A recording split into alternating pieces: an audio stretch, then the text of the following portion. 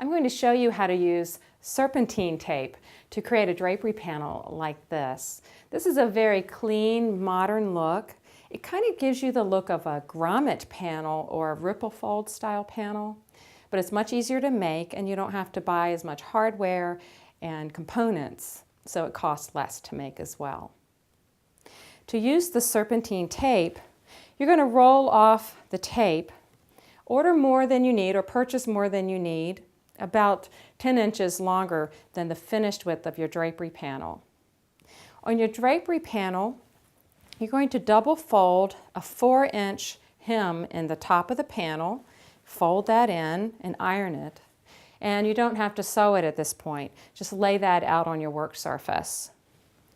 Take the tape that you've purchased and lay it out over your drapery panel and center the tabs. It's hard to see because it is translucent, but there's tabs on the back of this tape. So you want to center them on your project. And then at the ends, you want to end up with a tab about a 1/2 inch from the end.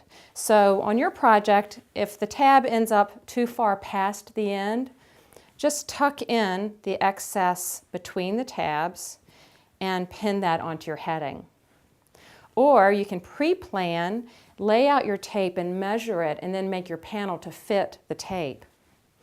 On this one, I'm bringing the tape down, cut off, leaving about 1 inch or 2, and tuck that under. And then that'll get pinned on to the drapery heading and then stitched. And you're going to sew on the top of the tape, making sure you sew into the tabs, and then on the bottom of the tape as well. When you're sewing tapes on, you want to sew in the same direction each time. So you'll start and sew the top on, and then put it back under the machine and sew in the same direction. When you center your tabs, if you have a little excess tape, you can take small tucks within the tape between tabs. And you can see we have one right here. So you're just folding the tape. You're not cutting it. You're just folding the tape over for the excess tape between the tabs. After it's sewn on, you'll insert it onto a drapery rod. Now this is a 2.5 inch continental rod. That works great. You just slide it under the tabs and then it starts coming forward, creating that serpentine design. Now this is for a stationary panel. In other words, you're not going to be able to operate this panel opened and closed. So you're going to put it up and leave it up and let it just decorate your window. You can also put the tabs onto a decorative pole rod up to 1 3/8 inch diameter. Same thing, you'll slide it onto the pole rod.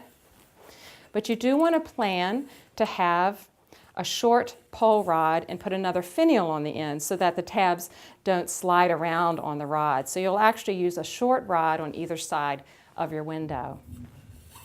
I think you'll really enjoy using the serpentine tape to create custom window treatments like this.